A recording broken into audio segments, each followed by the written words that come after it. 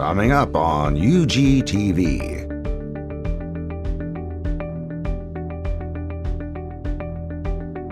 A special session of the Unified Government of Wyandotte County, Kansas City, Kansas.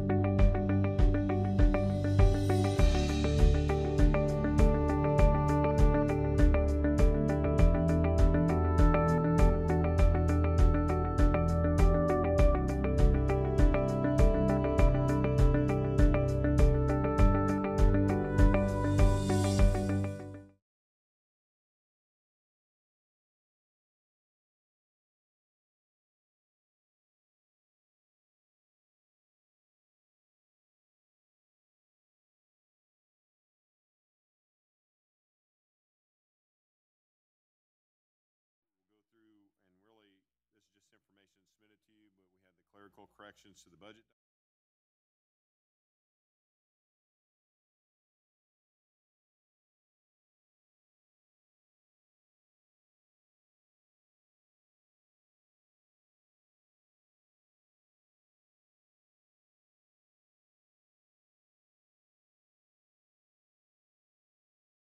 The different areas that are in there, get that direction.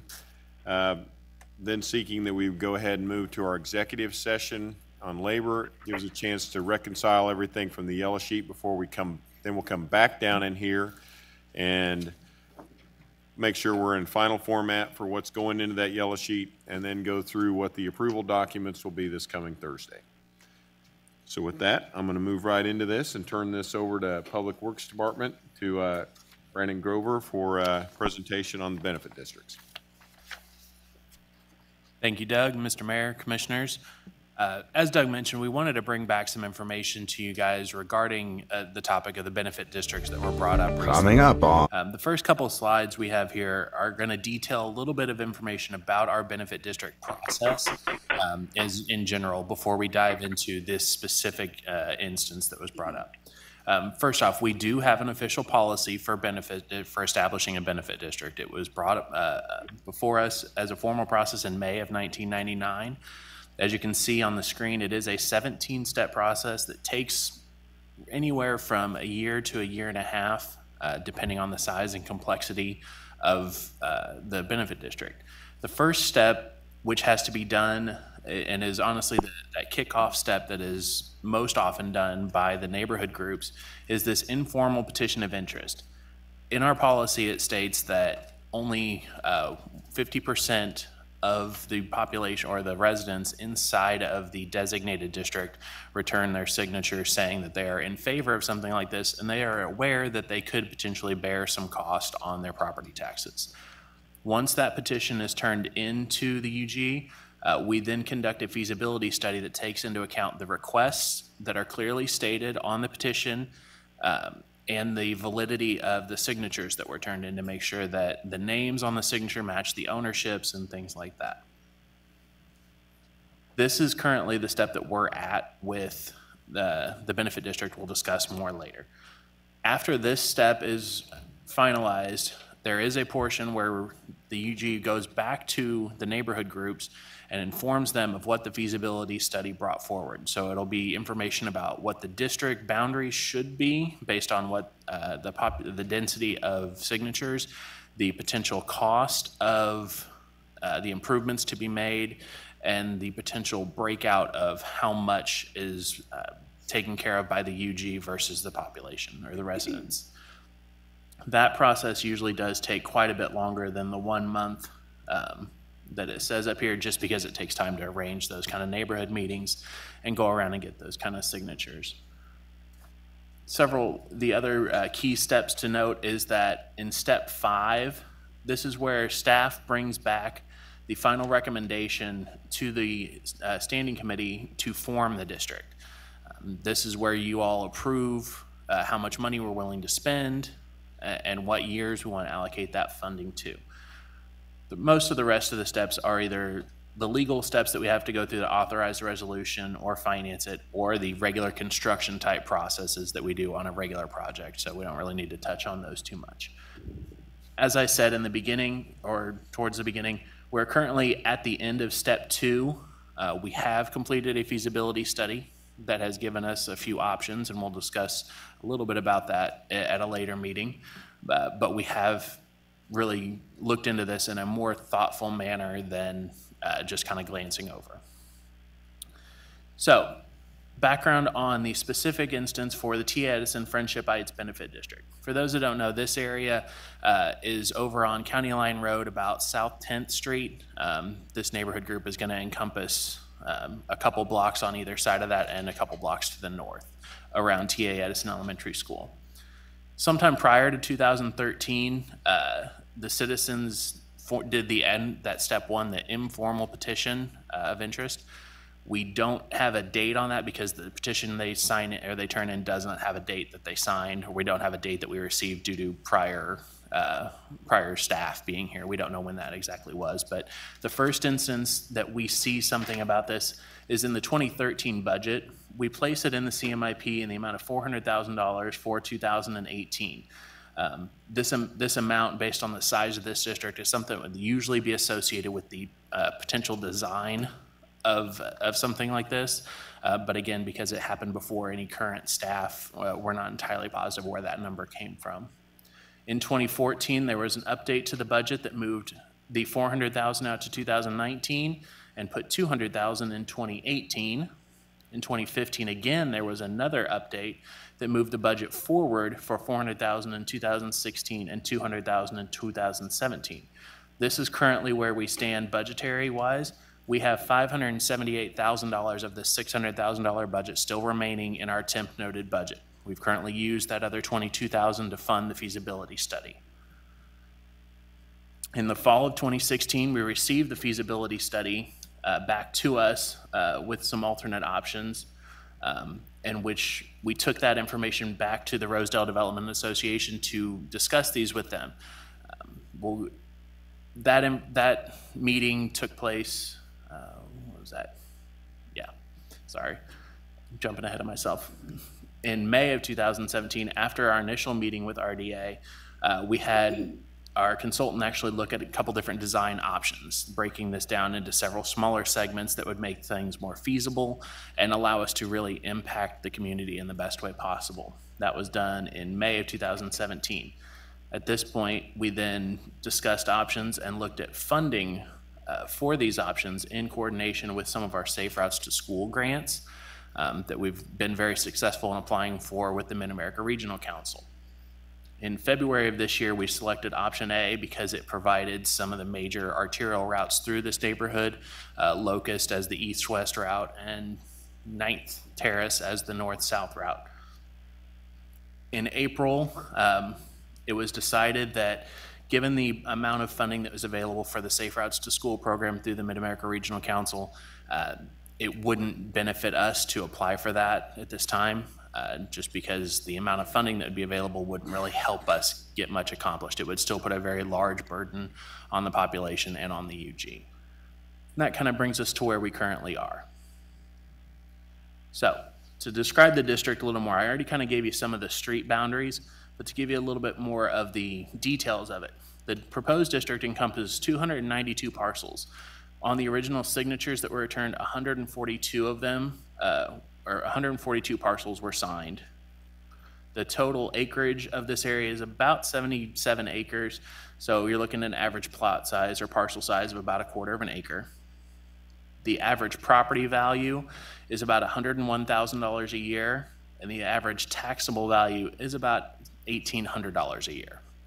So those are the numbers that we look at when we're looking at, what could potentially be feasible for economic purposes. The petition for this district actually asked for sidewalks, curb and gutter, and storm drainage. So as we evaluated this program, we made sure to include all three of those elements.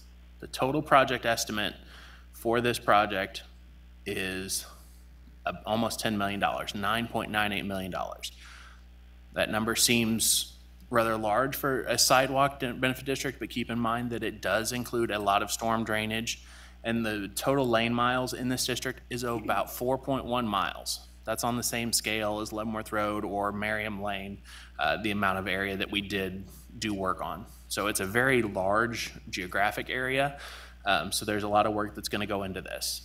There is, on top of that, $10 million, there is an additional $2.5 million that the UG would be responsible for that is not participating. In our policy, it says that the unified government will pay for design and inspection of the construction. So this is something we could not recoup any money for. As I said before, the total number of parcels affected in this district would be 292. So if you divided that cost evenly amongst the parcels, you'd come up with an average, you'd come up with $27,761 per parcel. That would be, if somebody wanted to pay that total, that way they wouldn't have to pay it out over the 15 years or 20 years, whatever we decide on, that would be what they'd have to pay at that time. If they wanted to break it out over the 15 or 20 years, you're looking at about $2,600 annually, which does include our interest fees and our financing fees, in addition to what they are currently paying on their property taxes. The map you see on the screen is highlighted in different colors as constructability options or constructability possibilities. The red areas, of course, are more difficult to construct. Green are easier. Yellow's a mid-range. So we wanted to tell you, so all that was done prior to the fall of 2017. Once we got this study back and realized some of this information, we started looking at it, and these are the activities that we've done recently. So we met with the RDA in January of 2017. They agreed with us that that dollar value just doesn't seem something that could be really supported by the community. So that's when we broke this into the 4 possible options that we'll talk to you about at a different meeting.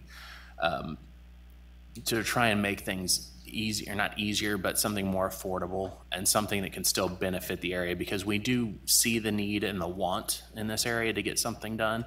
It's just finding that right piece.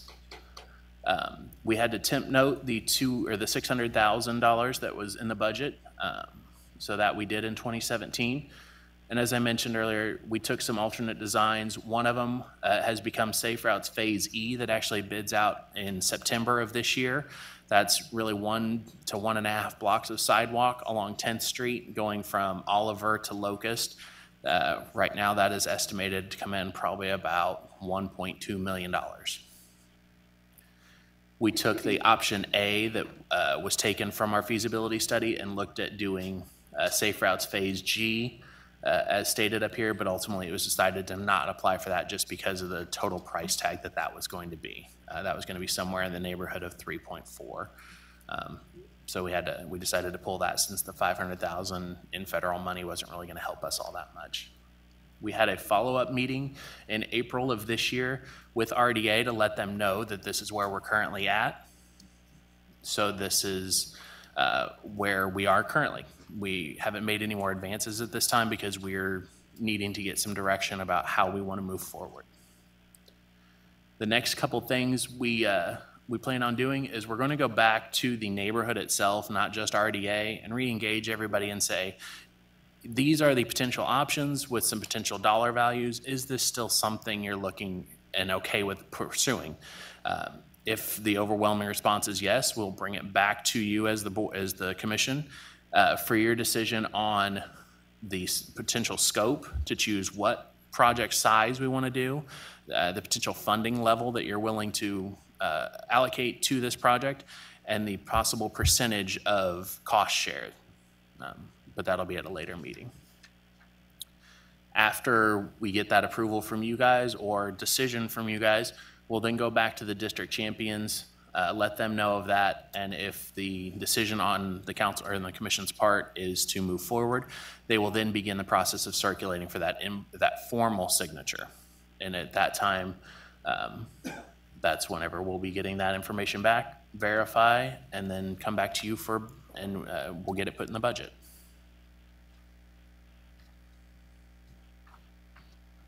So Mayor, that's the rundown on what's happened so far on this project. I can say there were clearly some delays along the way, some timeframes. We did try to stay in communication with the group that put it in, but somewhere between last year and this year when, we allocated the money for this project, which Brandon noted was in play. We spent $22,000 on some of the preliminary design work to get some numbers in hand. I think it's the daunting numbers of knowing that this benefit district, if we approved it at a 50-50, would double the taxes on the residents in the area, is what made everybody looking at it say, what are some other options we can come to and consider for this area to be more practical to go back into play. And I think the staff that were in the line level working on this, if that caused it to delay, then I guess we're at fault for doing that, but that is how they were trying to advance it and figure out ways that were practical to implement. So at this point, there is still $578,000 in design money and temp notes that's waiting to work on this. It'll probably take more than that to do the design of this now that they've got into it, to realize the order of magnitude, though I'm not concerned about putting that money in play until we got enough to work with, until we see that the residents are ready to move forward with this kind of a magnitude of tax benefit district, or if we find a different option to work with. What was that? Mr. Mayor, I have a question or a comment. Sure, Commissioner. Thank you. So I apologize, everyone. I have a broken car. Otherwise, I would be there right now. This issue, as you know, is very important to me.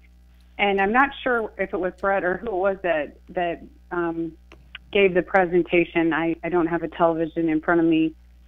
But I just want to say that how has all of these community meetings and all of this neighborhood stuff gone on, and not one time has the commissioner for the district been updated or briefed on this project?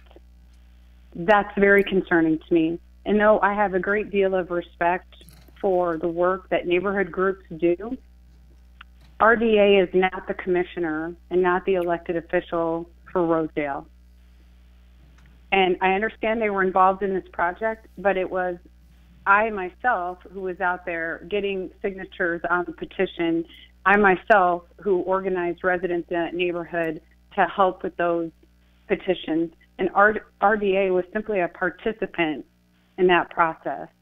And frankly, no one neighborhood group decides what's going to happen in a particular area or a district.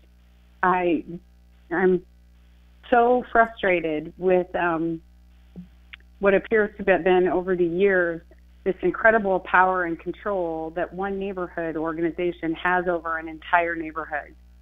I've walked that neighborhood many times, and I can tell you many times I've knocked on doors and those people have never even heard of RDA or Rosedale Development Association. So moving forward, as the commissioner that's elected, that puts their name on a ballot and that talks to people and has to go door to door to be elected, I'd like to be involved and updated on every project that goes on in my district, especially when you're talking about a $10 million benefit district. We're not talking about a stop sign. So hopefully in the future, when things go on in Rosedale, that staff from now on will come to me as the commissioner and not to the Rosedale Development Association. I'd really appreciate that. It's understood, Commissioner, and noted that as we went through the steps that it appeared that communication with you seemed to be in void as we went back through the record of what was going on there. So we will keep you in touch with this, and as you can see, it's a major project, so figuring out what direction we go from this point will be important.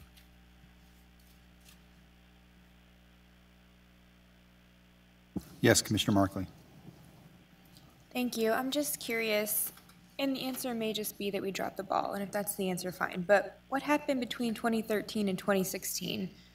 Looked like we put money in the budget, but we did nothing else for 3 years. And that seems to be where the problem occurred, right? Because then it got us all out of timeline with the petition. Like I said, if the answer's just we dropped the ball, fine. But I was curious if I was missing something in that timeline.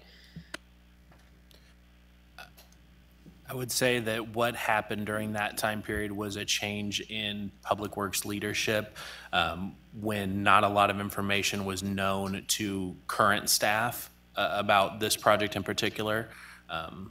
So that would be that changeover. Whenever our former county engineer left, a few of us were going through project files that he had and divvying them up amongst remaining staff, and that's when, in 2016, when this was reinitiated.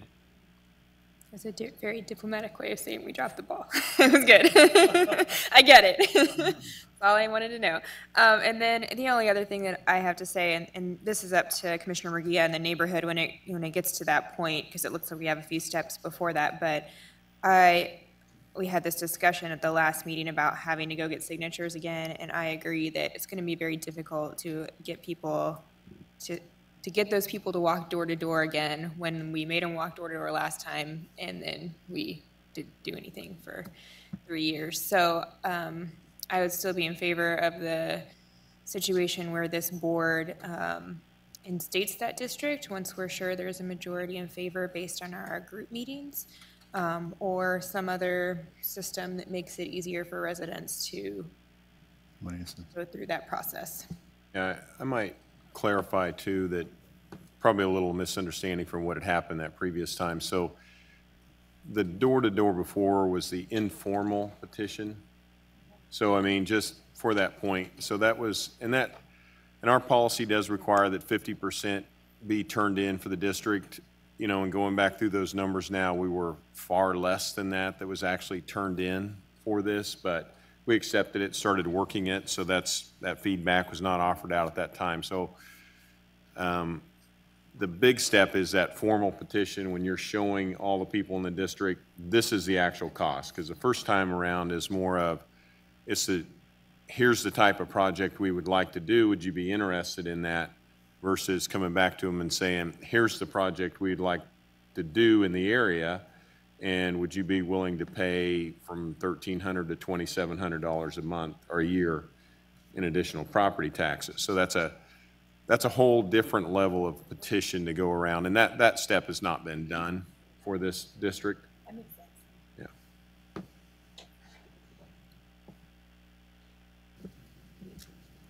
Commissioner Townsend? Yes, thank you, Mayor. This is just a general question about these districts, since there would be another process for a petition, a formal. Do you still need, what, 50%? And what happens in the event that, what happens for those citizens in the district who were not in agreement? Will they be taxed? They are taxed, okay. Well, ultimately, with the benefit district process, yeah, it requires it to be a majority, 51%, come in to sign it to come forward.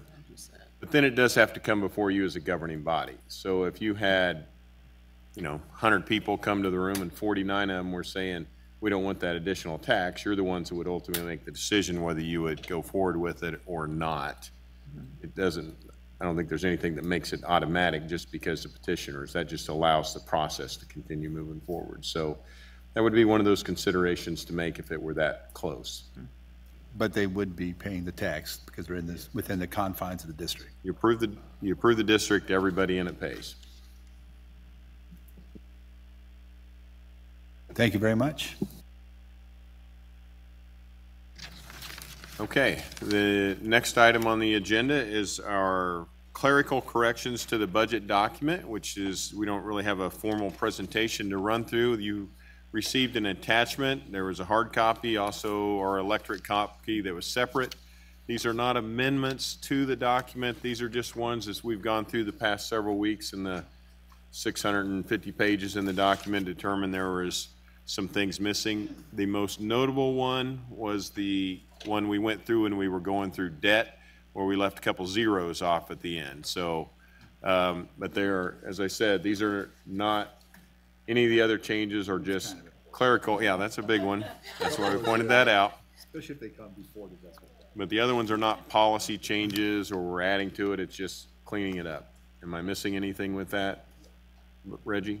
No. Okay. All right, now let's get to the fun part of this evening. Not that the other part hadn't been fun. Can I get somebody to hit the clicker for me?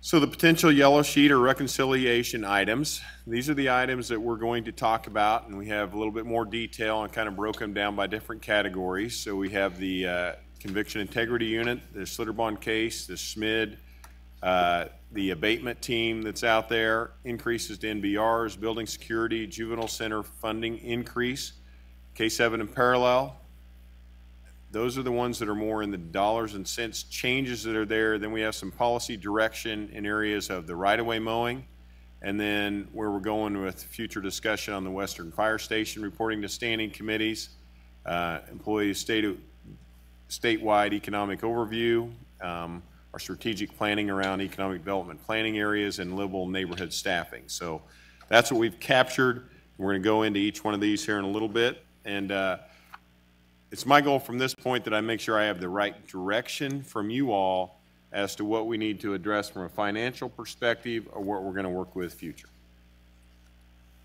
Next slide.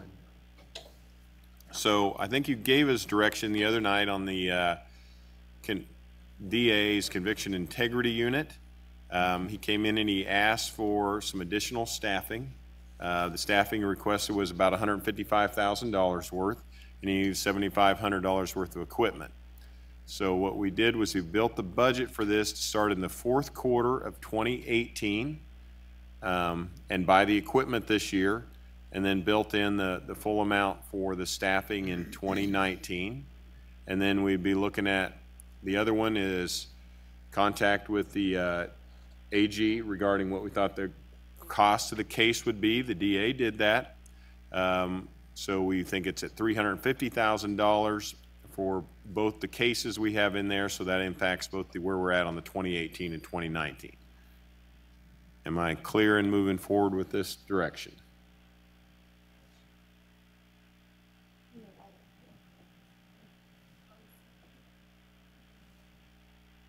Yes, Commissioner Bynum. I think you can see that we have support for the item, but we have a very late letter received today with concerns from our two main law enforcement partners about how to protect the entire process. So I think while we agree we need to fund this, I think we need to pay good attention to what our police chief and sheriff bring forward as potential concerns as we develop this unit. And I would just ask us to be diligent in hearing their concerns, and if there are things we can build into this unit, working with the DA that helps satisfy their side of this equation. But this email came today at 5:30 to all of us. So we may want to have a look at that and see what concerns they're bringing forward, but I've glanced at it. Sure. I've got it right here. Okay. It's there, it came in at Commissioner 5:36. McKiernan is sending it. I get it to you. I just want us to be aware as we move forward. I think we understand what the DA was bringing us, and I think we agree with that, but we need to also be aware of what our two chief law enforcement officers in this county are saying. So that's all I'm asking for. I still support it. I just want awareness that we've got to work with our police and sheriff.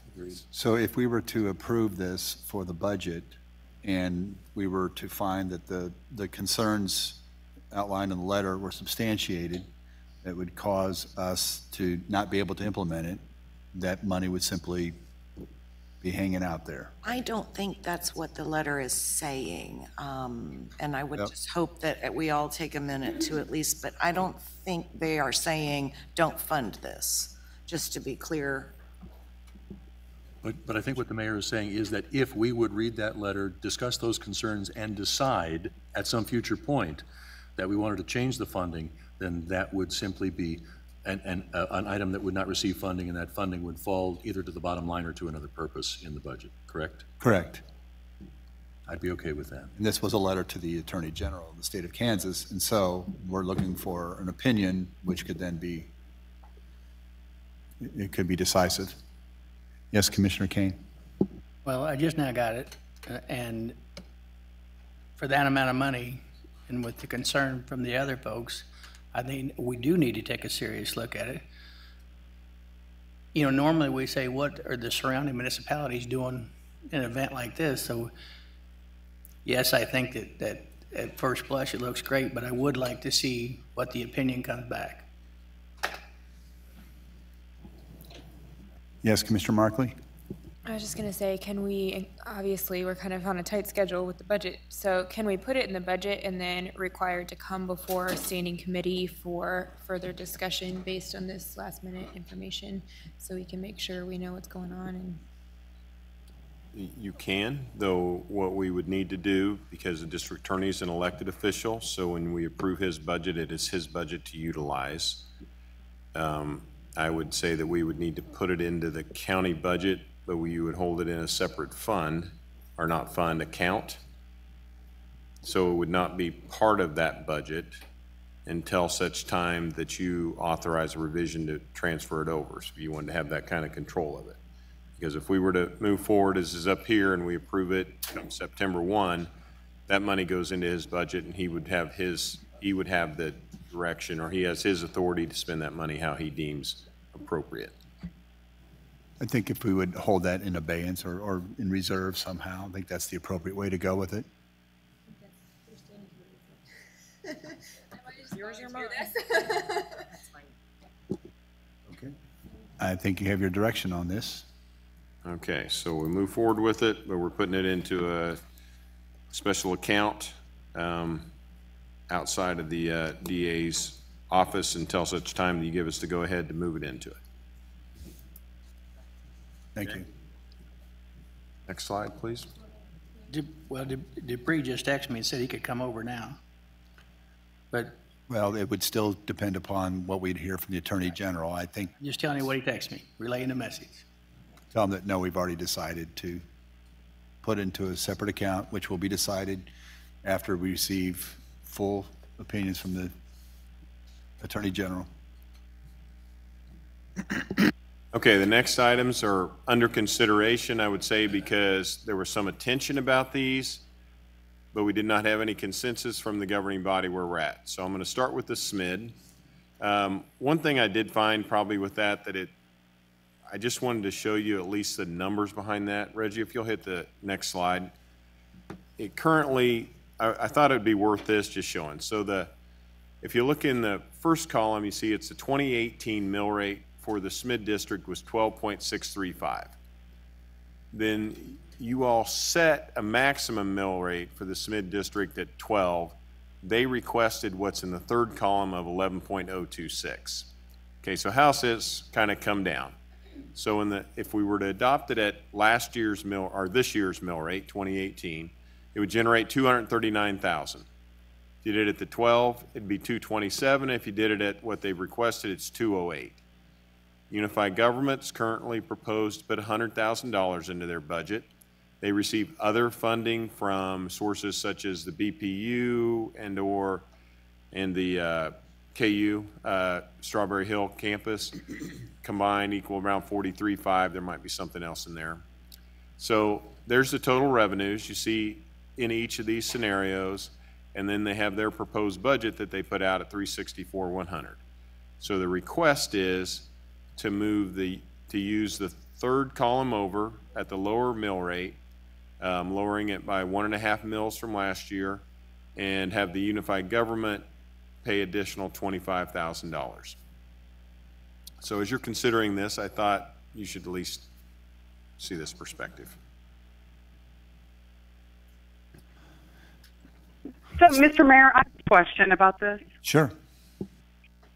So, Doug, did you just say that the Downtown Shareholders Group just gets an additional $1,000 grant from the Unified Government every year?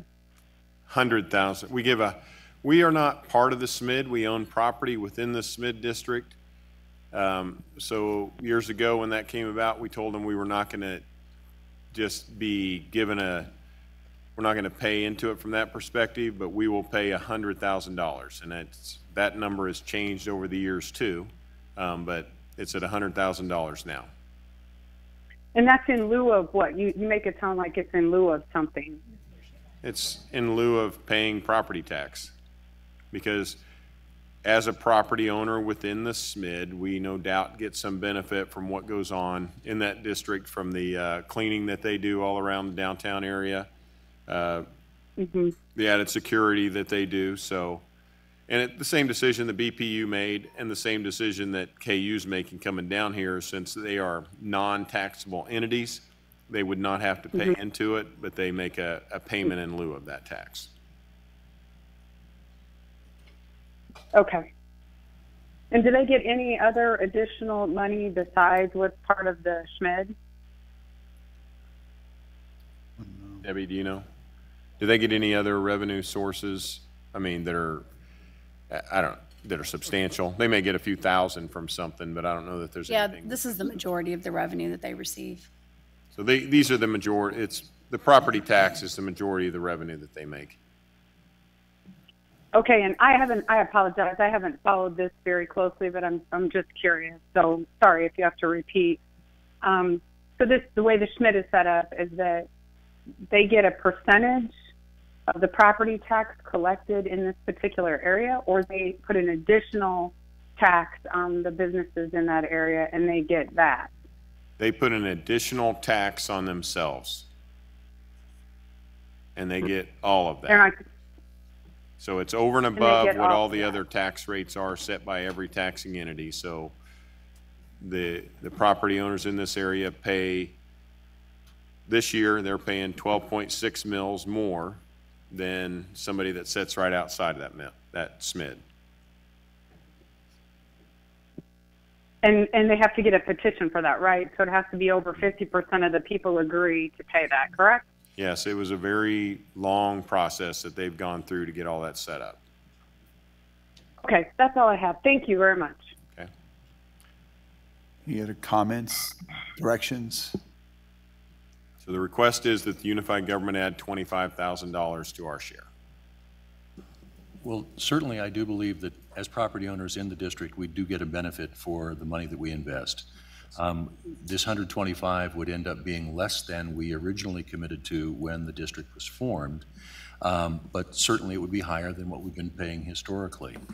If commissioners are not in favor of an additional $25,000 investment, then I would wonder, could we set the mill at 11.5, 0.11 lower than it was last year, which would be roughly a way to meet in the middle, while still lowering the mill by over, well, I say a point, but by over a full tenth from where it was last year, and yet keeping our cash investment low. I would favor $125,000 to the SMID for the benefit that we receive. I think I would agree with that. Again, we had committed to funding them at $150,000 over many years. We're not able to do that. We've simply asked over the past couple of years that we restore what we originally committed to, and this only gets us really halfway to that, or 5, 6.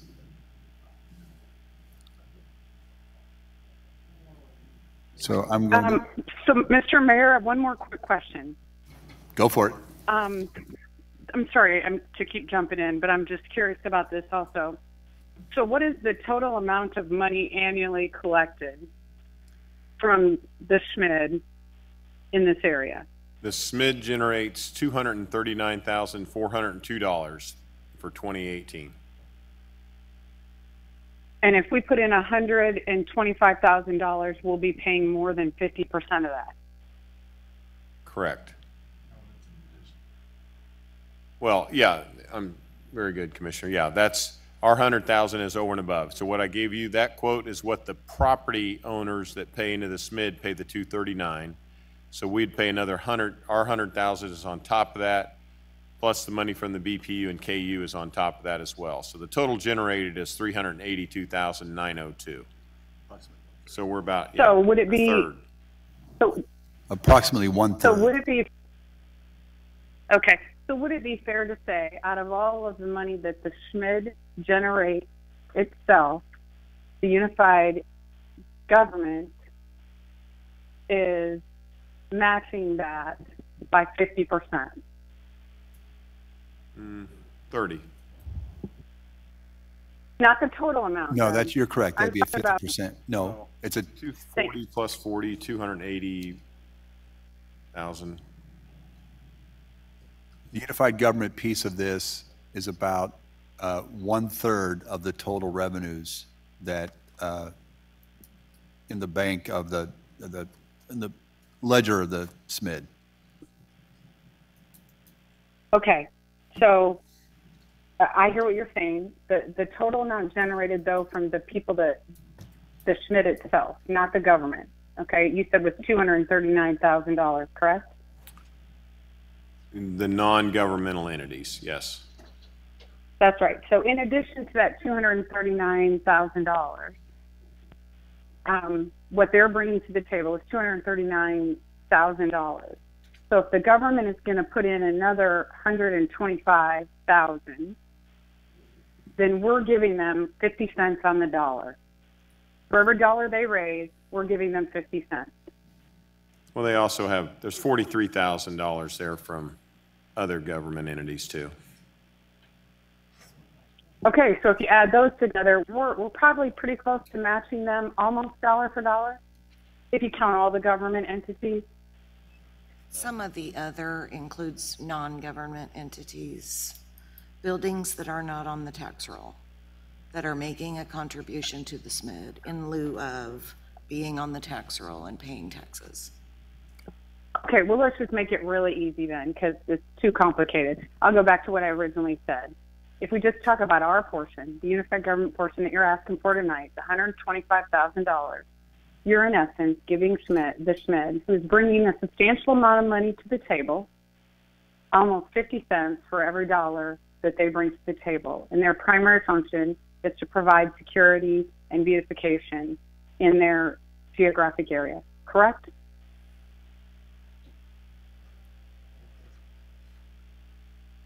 Don't make it complicated. That's fine with me. And by the way, I am fine with that. I just want to be clear that that's what's happening.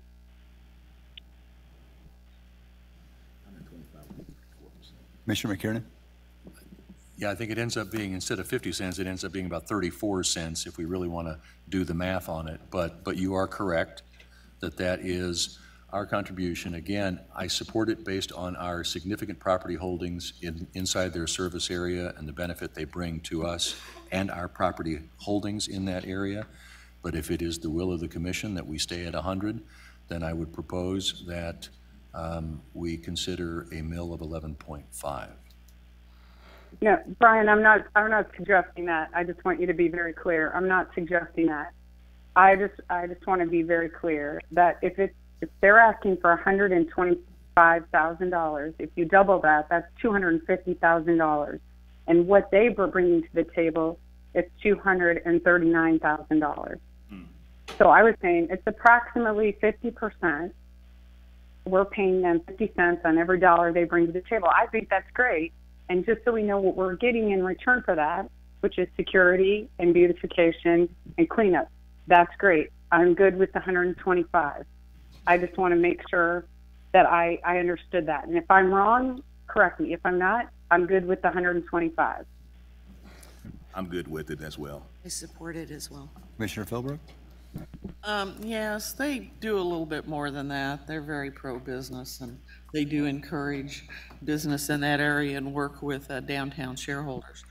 But yeah, I'm for the 125, understanding that we're going to decrease the mill rate to 11.026. So I'm for the suggested last column for this year, for 2019. Any other comments or questions? Commissioner Townsend and Commissioner Burrows. Just for clarity, what was, if somebody could recall from me, what was the reason they were asking for the additional funds? I don't know that I ever had the direct, but I believe it was so they could lower their mill rate a little bit. Oh, to their shareholder. Okay, thank you. Commissioner Burrows. Thank you. The others, the 43.5, did we hear correctly that that includes the partnership from the University of Kansas facility also? Do we know for how long, how many years? I don't know that. They just gave me an amount for next year. I got a sense that it's an ongoing commitment that in lieu of the fact that they're not paying taxes because they are not-for-profit, they would, a state entity, that they are committed to doing what they can to help the downtown area. And that includes bringing resources to downtown shareholders. Yeah, I received an agreement from them, but I don't remember offhand how many years it's for, but the mayor's right there.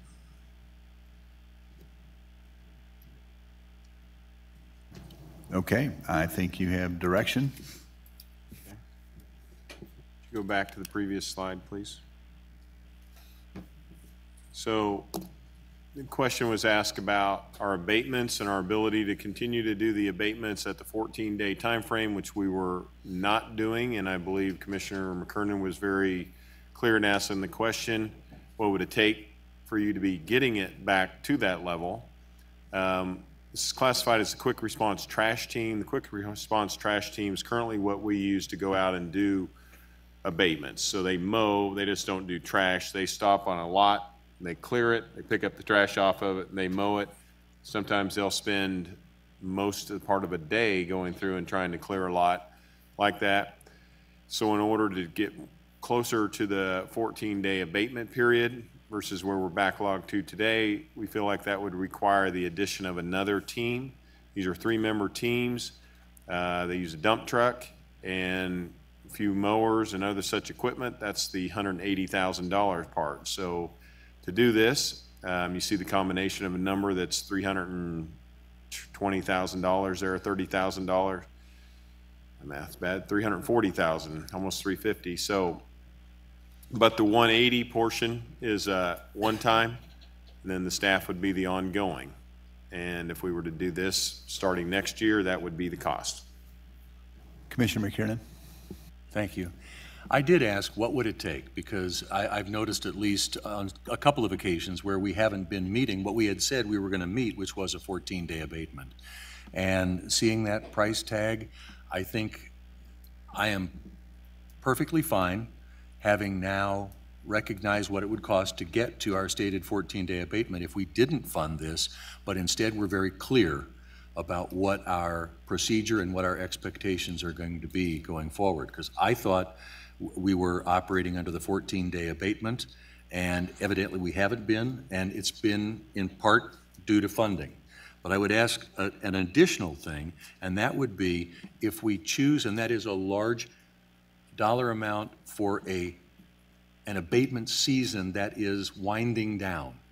And if we choose not to fund this for the entirety of 2019, I would ask that we seriously and intentionally build this into the amended 19 so that at the halfway point of 2019, if we are not keeping up, as we appear not to be doing this year, that we've intentionally built in a backstop for the second half of 2019. So I'm okay, now that we've identified what it's going to take, I think we should communicate it's not going to be a 14-day abatement, and I think we should intentionally build this into the amended 19 so that we can pick it up at 14 days when we get to the middle of 2019. Yes, Commissioner Townsend? Nope. You were agreeing. Sorry, I was agreeing. He was agreeing. Sorry. So that would put our abatement at, what about, maybe 4 to 6 weeks? Is that what that means? Is that correct? I'm just trying to make sure. Right now, Melissa, do you know?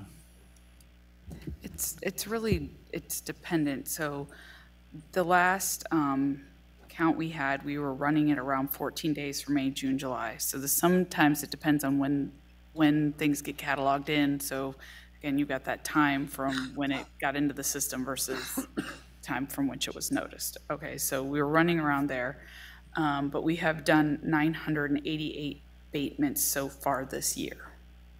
So that's, I think it's the sheer volume. The 3-person team worked an average of 240 hours of overtime from October to April in 17, and in 18, to keep up with demands, additional parks crews have been working overtime as needed. So you're not this isn't kind of the comprehensive way of looking at this. So we could bring back more information to kind of show you. Melissa, I wonder, so do we expect that the numbers presented for us to remediate will be ratcheting down over time? Or is this a constant supply that is going to require the equipment and the staffing on an ongoing basis? In the time that most of us will be here and probably beyond, it will be constant. It's not going to turn overnight. Okay. So, and I've got plenty more years ahead of me, so. Commissioner McKiernan. Thank you. I think in a couple of the cases that I brought forward, I think that once we get to abatement, it actually is moving reasonably quickly.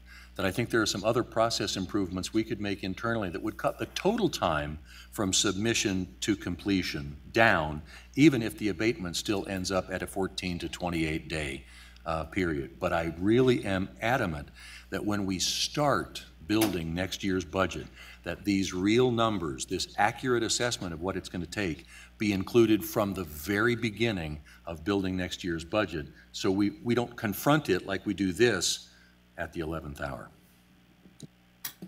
Commissioner Markley?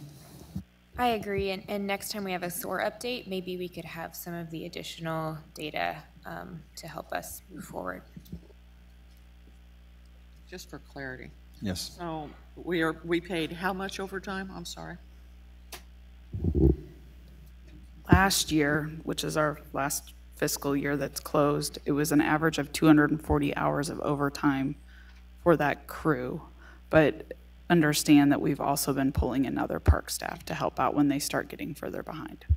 So do we know what that dollar amount is? Not in the information I have before me. Okay, thanks. You could bring that forward with that other information. Mr. Tobin. If I might, Mayor and Commissioners, Administrator, a couple of notes going forward here. Jack has had a hard time in parks keeping up on the part-time people and bringing them on. And just like Melissa said a few minutes ago, this is part of a much bigger picture. But understand for the future, as Commissioner McKiernan said a few minutes ago, if right now, if you approve this, by the time you got the staff on board and the equipment purchased, it wouldn't have an impact until 2019. So if you waited to do that in the revised 2019, your impact is going to be 6 months later, probably. Just a note.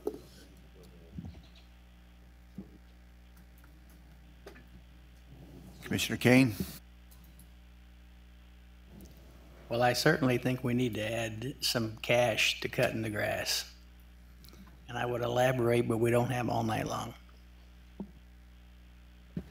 I have to agree with you, Commissioner. Thank you. Yes, Commissioner Burrows. So you're looking at a 6-month time frame from the remainder of this year, about 5 months remaining for the year. So if you divide that number in half and then take 5 months from that, that should give us our target number that we should put into the budget for this year, build it up for 19. Be ready for 19 and then fund it fully in 19.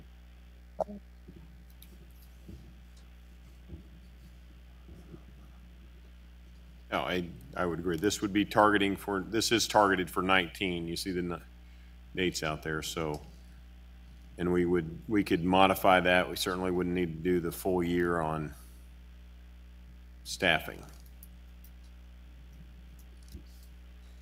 No, from that point forward, it would be an ongoing number, but. So, but we could purchase the equipment this year and have it ready to go if we needed to. Yeah. You could if you approve the funding, yes. Would that be the preference moving forward to, so that we don't find ourselves behind the 8 ball in 2019 for 6 months? Again, Commissioner, that would, that's up to the will of the commission here as to what you want to do. If you want to hit your 14-day schedule again, then this was what was put forward. If we funded this for next year, we want to have everything on hand, ready to roll by March, April, somewhere in that time frame. So most likely we could make that happen beginning of the year, though could be advantageous to get things done. I don't know what the dump truck ordering date is off the top of my head, whether that needs to happen in the fall of the previous year or not. But The dump truck lead time depends, again, upon size.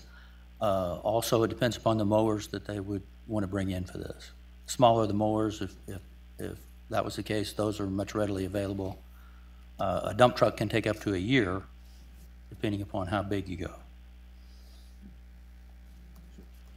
if we got them, we'd figure out how to get a truck out there in the field for a while. Between our inventory that we have, we just need to replace it in time. How are we doing on this year? Are we doing all right budget-wise this year? Cutting? No. This is not so much an issue of the mowing budget. I think it's more of an issue of this particular group that does a very niche type of work, which is abatements. So there's mowing money. These folks do mow, but they're responding to, violators. And we have our mowing budget that's for land bank, which is different. And then we have right-of-way mowing and other different types of mowing, parks mowing, so on and so forth. So it's not a mowing issue as much as it's the staff to do the abatement type of work. So I think that's what the request is coming from, so. It's picking up the trash, debris, loading it up, yep. Commissioner McKiernan. And I think that's where a lot of our frustration comes from, and you said it yourself, Mayor, that it is disheartening that we have so much picking up after to do in terms of both trash and grass and weeds. And I would hope that we could change that, but Melissa's assessment is that it's going to be the status quo for a while. So have we identified a source of offset for this if we were to add it to the 19? If you had one, I would welcome any kind of recommendations or thoughts you have for that. I don't have anything off the top of my head that I'm working on. This would be in the city general fund.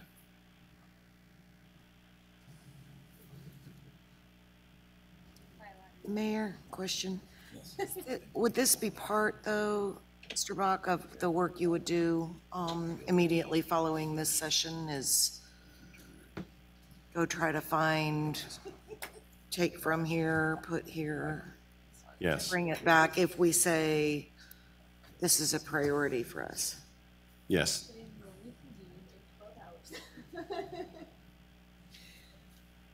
Commissioner Philbrook. I've heard the fact that, yes, we have all these different little pigeonholes that we're claiming for money and people's time. But if we rob Peter to pay Paul, it's still going to cost us. So we still have to have the people out there working. We can't divide them in half and send them out. So either they're working on cleaning up areas that need to be abated, or they're mowing. They can't do both at the same time. So that's why I'm more positive of asking you to find the money. I don't know where you're going to make it from. I don't have a tree, but you're pretty miraculous.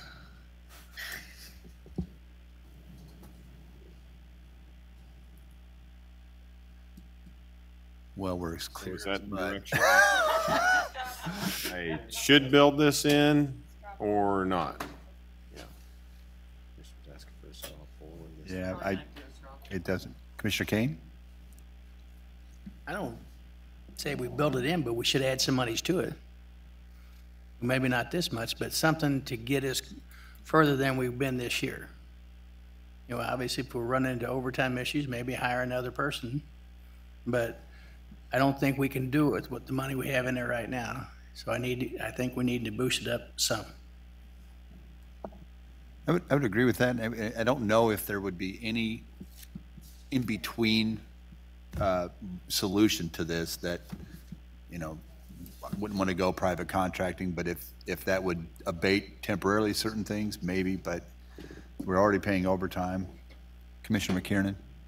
And I just want to clarify with Commissioner Kane.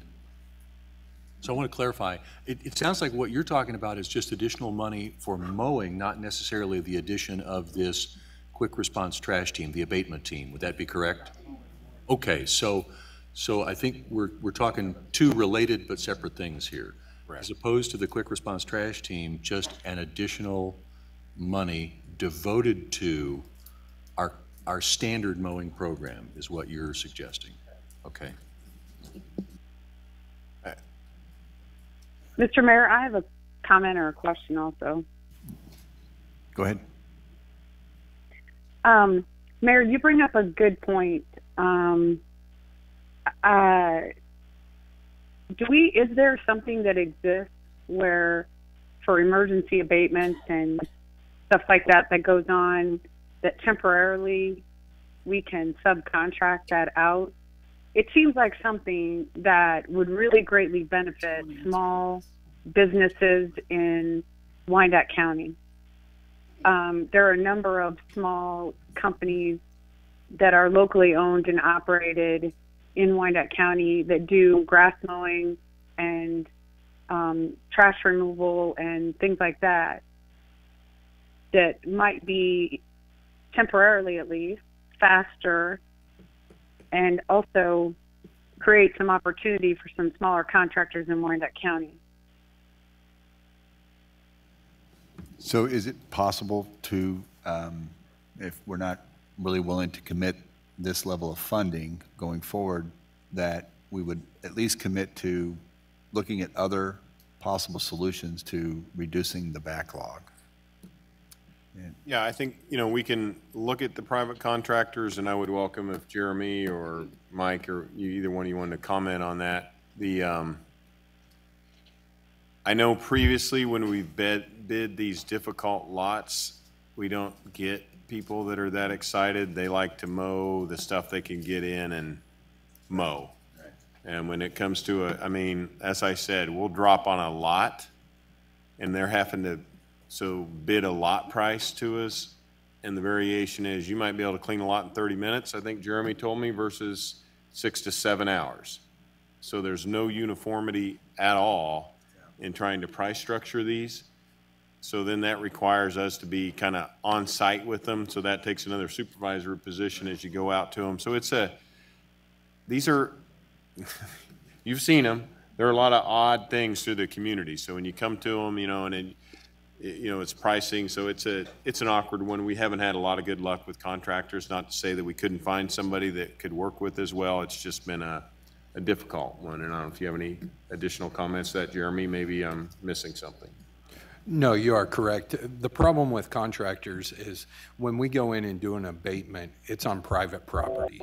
So we're going on to someone's property. And when you involve contractors, I don't know if Ken can elaborate on that, but I know there are some legalities with that issue.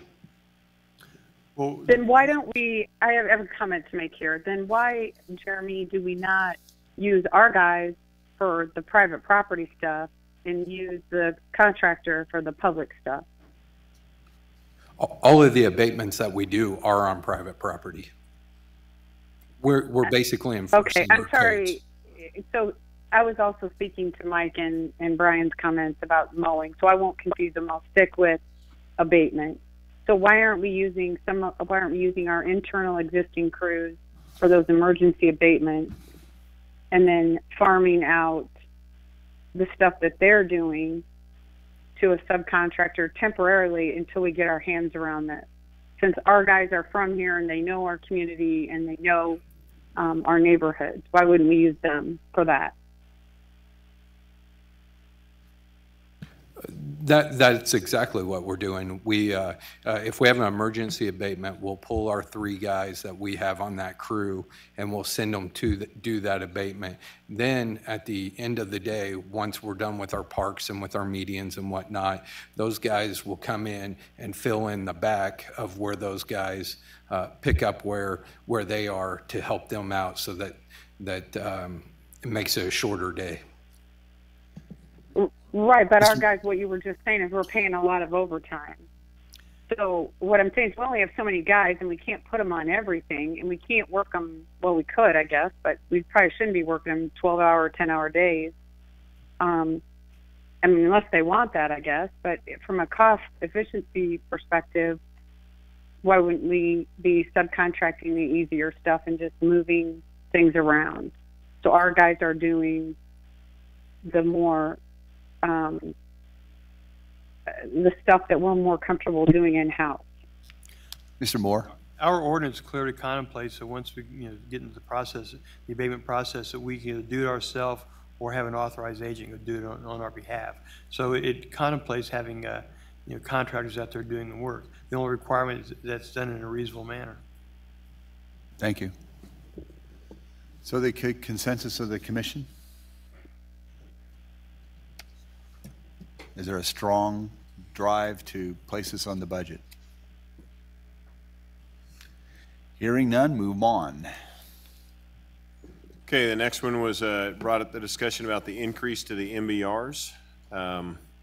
We had some discussion about it, and then we left it at that point. So I don't know that I have anything else to bring to the table. I'm going to ask Commissioner Bynum to speak to this. Sure.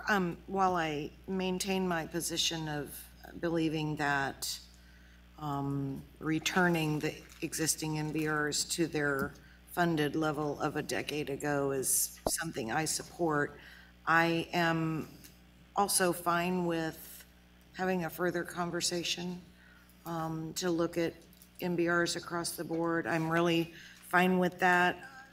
It's $20,000. So for me, returning them to their funding level of a decade ago seems easy, but I'm actually fine with delaying that and having a deeper conversation around the work that they do in general is absolutely fine with me. Thank you. So what I understand is that you're not asking to forward this. Is there anyone else in the commission who would like to forward this funding at this point? No, I don't want to forward it, but I do want to make sure we have that conversation. Absolutely. Thank you. Next up, Mr. Bach. All right. The next item is the one that we had Sheriff Ash and Chief Ziegler here. Talked about a few things going on from building security, and they noted they had identified a couple $100,000, which they thought would probably go in addition to what we have in the budget today of about $150,000. Some of those modifications are not 100% as to what we will be doing for sure, though they've done some preliminary programming into it and believe this would cover the cost to make it happen. So it's just kind of an open additional $200,000 looking to add into our budget. I'm okay with it. Yeah, I think it's absolutely necessary. Commissioner McKiernan? And when I saw this particular slide, it's one of the reasons that I said, we can hold off on the quick response trash team, because this is a slightly less but somewhat equivalent amount of money, and I think it is probably more urgent for our consideration, in my opinion. Commissioner Mark? I agree, but I was just curious, that $150,000, is that in the 2019 or the 2018 amended, what we've already budgeted? I believe we have money in, is it in both years? Okay. So there seems very strong consensus for this. Thank you. Next slide, please. Okay, so those were the main ones from a financial change that were right at hand. These are ones that kind of take us from a different perspective. They are financial in consideration, though they fall out of the general funds into the area of debt. So the first direction was on our juvenile center. We had a $24.8 million project. I brought to you that what we projected to probably need an additional $2.7 million to do the project as we were contemplating to do it because of the inflationary, mostly inflationary aspects of what was changing in the cost of operations. The Commission asked me to go back and figure out a couple different options on this. So the first was, how do I get the scope back down to $24.8 million? Jeff and his team went to work on this. They came back, so we would look at the third floor courtroom area where we had built that into it. So we have all the programming that would be in place to do the juveniles, from the services they have to the detention areas, and then where we'd build the courtrooms on the third floor, we would just leave them in a shell type finish. And we believe that's a difference that would save us about that 2.7. Jeff, is that correct? That's correct. That's cool. So that's an option to reduce the amount of money and keep us within the original budget. a couple of other options we came up with, and now we've already issued the PBC through the Public Building Commission, so these bonds are issued, they're in place.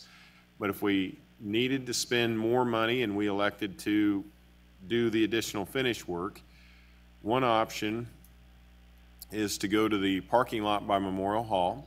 And as that Memorial Hall is largely serving the, well, 50% for the project for employees, but the other for serving Memorial Hall, we believe it's eligible to use transient guest tax dollars. So we could spend $450,000 of cash from that project area. Also, when Kathleen went through the numbers the other night and showed you the amount of money we had in debt reserves on the county side, we think we could just cash. We have enough money that we could cash into that $1 million from that account. So essentially that's about $1.5 million. If we said, do the $27.5 million project, I could fund that by this $1.5 million and then just increase the debt by the balance, or hope that the bids come in lower and not quite get all the way up to that full amount. So I've tried to throw some options at you as far as, if you want me to stay at the 24.8 million, we'll do it. And then there's about $1.5 million we could do in additional add-ons depending on where the bids come. We can go from there. Commissioner Markley.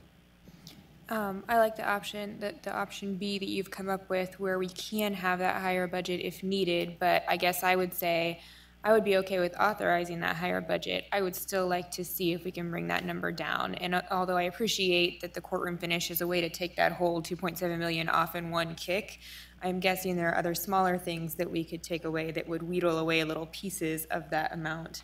And I would still be in favor of doing that to keep that number lower while having the option for the higher amount. Part of the reason I say that is because we don't know how the bids are going to come in, and so having it authorized is at least the money's out there, but I still think there are ways we could save less than $2.7 million, but still save some money and get our third floor courtroom, personally. Commissioner McKiernan? I would agree with that. I mean, I'm the one who's had the concern about the creep in the project scope, and to be able to increase from 24.8 to effectively 25, to 26 rather, is about $1 million of additional debt that does not necessarily need to be ultimately funded and used depending on how the project comes in. So I would be comfortable with the second option.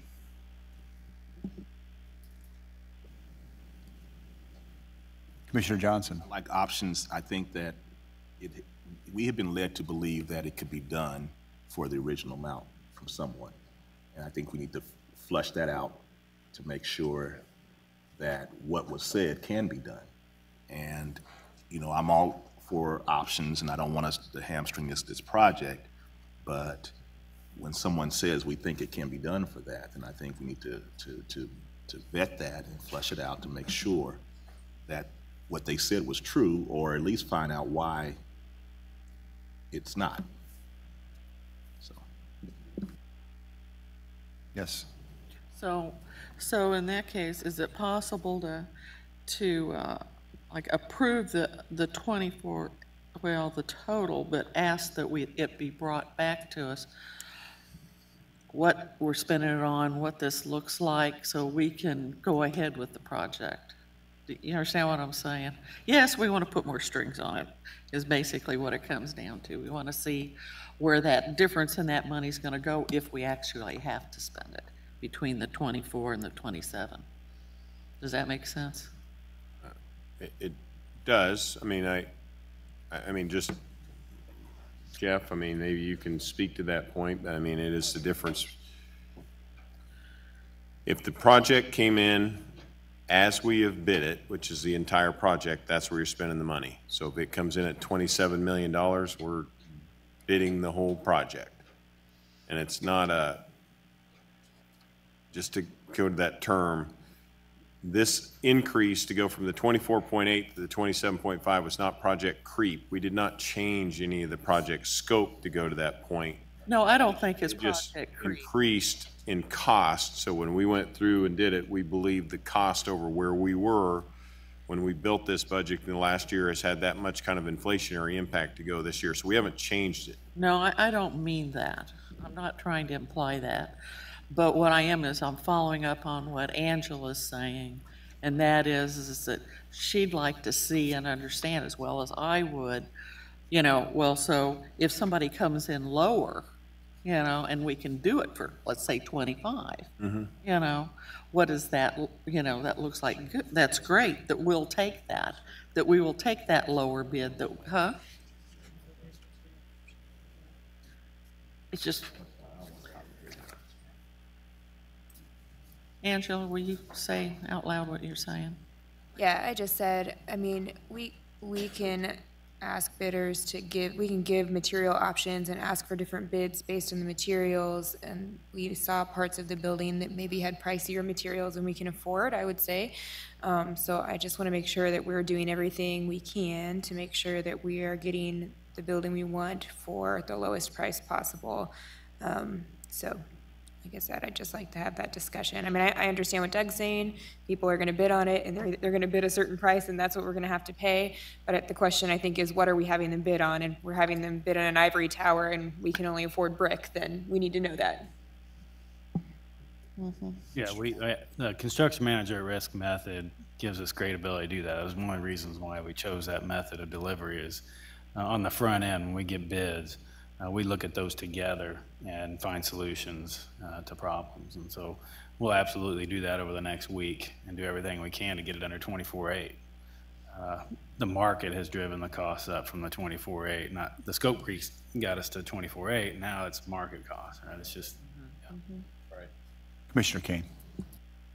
Well, I think Commissioner McGee said it the other day, we don't need any bells and whistles, but the longer we wait, the more expensive it's going to get.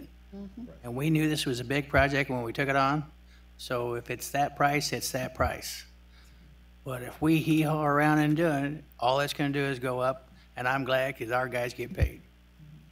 I don't want to put it off, Commissioner. I just want to follow along with Angela, with what she's saying. Thanks. Well, we certainly will bring back and show you what the scope of the project is and what decisions were made to come to it to determine what materials we're putting into it and if there were some changes to reduce some aspects or you know how we reach the total. And if you are giving me authority to work within the 27.5, recognizing that the tools of working with any of the reserve money we are anticipating this year, or the first option being the transient guest funding. So let's say we came in at $25.3 million, I would essentially be taking that option and that'd be it. But then, and the last option being to do anything to increase where we're at on debt. I'm good with that. Yep. Any other comments? Just one final comment. I support it.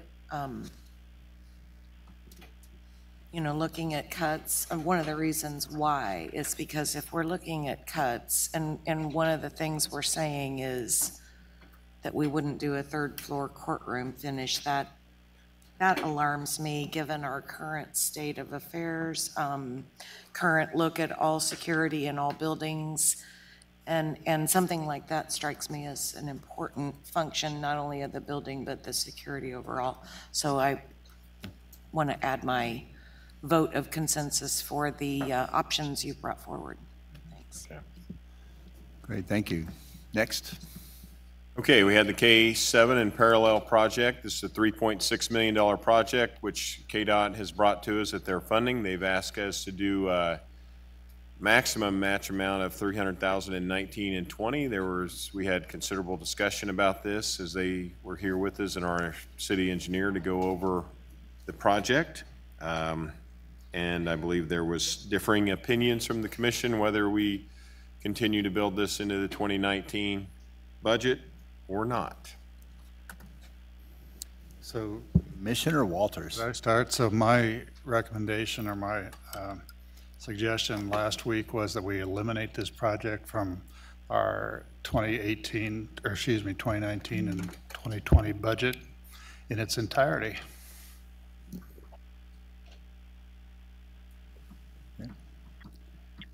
I support Commissioner Walters in that decision.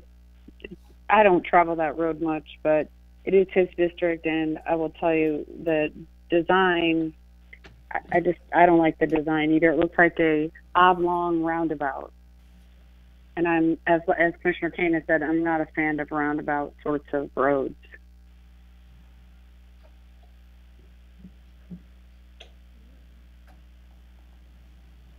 I support Commissioner Walters.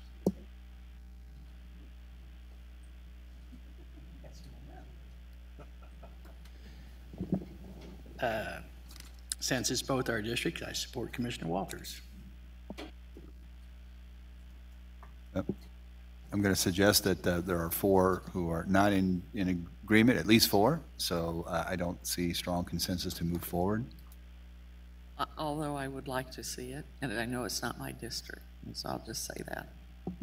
I would suggest that, I think some of the concerns that Commissioner Walters raises, I think it seems to me a lot of it comes down to what effect this will have on economic development and what the ultimate development of this stretch of highway will be that is trying to turn it into a super highway, and were there other options in play that were not brought to us by KDOT.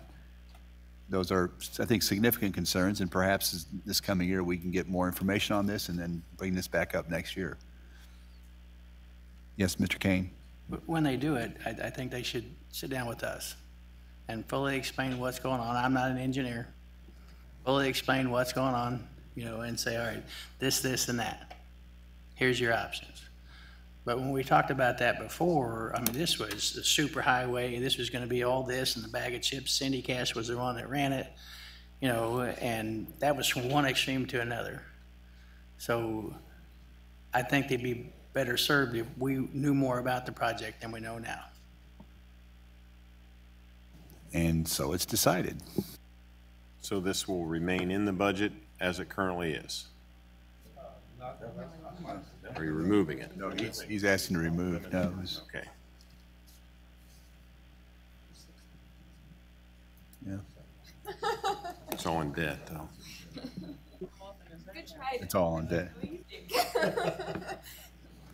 Okay, next slide. So the first item, I will say I don't know that I have to really show anything because it is in the budget that way. And I recommended it at the $27.5 million level. It's just our sources of revenue that I'm working with. The second item, we'll need to show that as a deduct. Okay, next slide. All right, these are procedural changes, not ones that I feel like we need to do, but we was brought up that we needed to look at how we were mowing our right-of-way. Last year, we brought forward a policy to stop mowing in the right-of-way and make the homeowners that own that property mow their own property. Though we've had some concerns with that, and I know there was brought forward that that's something we probably need to look at. So I've asked Mr. Fisher to go back through this, and he has developed some procedural changes, I think, that can put us back into mowing some of the right-of-way where it's needed. And I'll ask Jeff to step through these. Sure. We anticipated that we would run into these sorts of things. My past experience, we did as well. So we are prepared to shift resources in a limited way, and we kind of have highlighted some criteria here for staff. We'll have to work with codes as well through this, just to make sure that we're not going to mow anything that's going to be abated in 2 days or something like that. But essentially what we'll do is we'll identify or monitor the roadways as we have been, and segments of road or corridors or areas that are creating a hazard to motorists, pedestrians, and bicyclists, or are creating obstacles for pedestrians around the schools area, we would mow. And then also special consideration for those primary arterial, those major arterial roadways like you see there, State Avenue, Parallel, et cetera. We can do that and respond very quickly, but again, we'll work in kind of a seamless collaboration with codes to make sure we're not conflicting or being redundant in any way. So we thought we could do this pretty quickly, get on top of things, follow up with those property owners, another friendly letter to remind them that that is their responsibility. And then if we have to do it again, then we could build them. Are there any questions regarding that, Commissioner? Just one question, and I should have picked up on this in earlier discussions, but you mentioned your past experiences with making this transition. I'm just curious. I'm assuming that at some point you felt like you made a at least semi-successful transition, or you wouldn't be going through that here. So I'm curious if you could kind of outline what happened in your previous experiences, and did you eventually get to a happier place? We did. It was smaller scale. It only took us 1 year of this kind of pain points to get through that, and the second year we hardly had anything. Obviously, we're 2,400 lane miles here in Wyandotte County, so it's probably going to take 2 to 3 years to get through this. I think it's worth reminding, and especially for the public, the drivers behind this is street maintenance. We have some work to do, and past 2 citizen surveys said they wanted more emphasis on street maintenance, and mowing right-of-way is not street maintenance. And so we have 70 FTEs on 2,400 lane miles, like we saw last week in the presentation, compared to some other agencies in the area. That's Overland Park 77, to give you an example. And so if we're going to increase our 56 PCI to 70 or something that is more acceptable, I think these are things we need to do. So last year we implemented this change. We didn't have a budget reduction. We just had a redirection of staff resources, as Jeff said. So in order to go back on components of it, not seeking additional money, he will just be redirecting some of the people he's put on some of the street maintenance work back to do this right-of-way maintenance work to do it, and we'll be sharing that as we move through the process. So there's no financial change. Mayor? Yes. Could I just ask that once mowing season's over, whenever that is, maybe you could bring a standing committee report on how this went and absolutely further adjustments that you might make to the program for next year for an even smoother transition. I think that would be helpful. I'd also like to add, how can the commissioners help in furthering the information and getting it out to folks so they understand what this really means? And so I'm constantly talking to everybody and telling them they have responsibilities, but there's also issues too where they can't deal with them.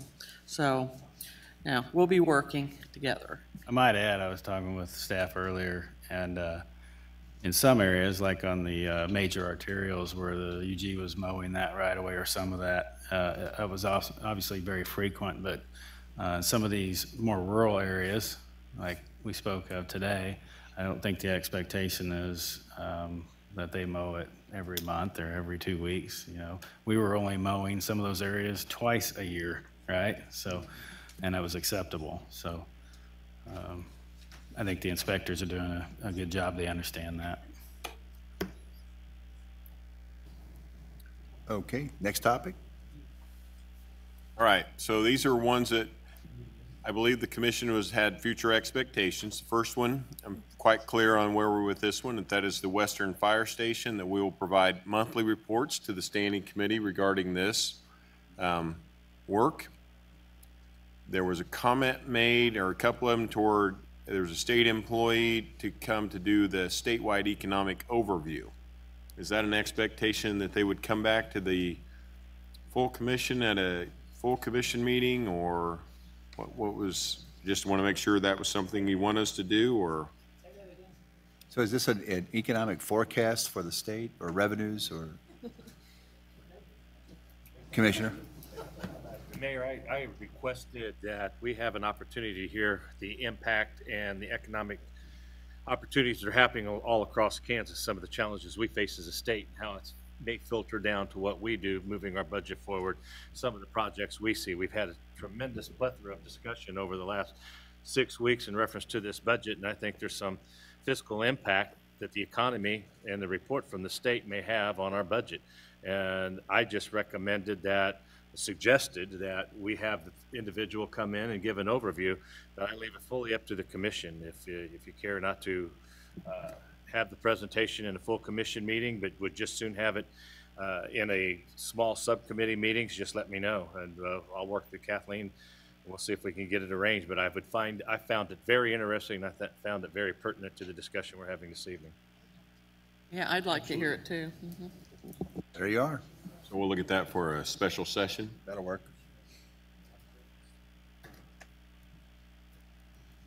The next one, I think, targets toward our fall retreat, and that would be that we're looking at economic development planning project area strategic planning.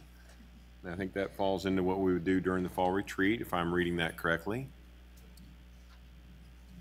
And then I think we had the same discussion about livable neighborhood staffing, that needed to be considered in coordination with other priorities for staffing and where we might want to put our emphasis, and then we would talk about that again as we look about those areas during the retreat time.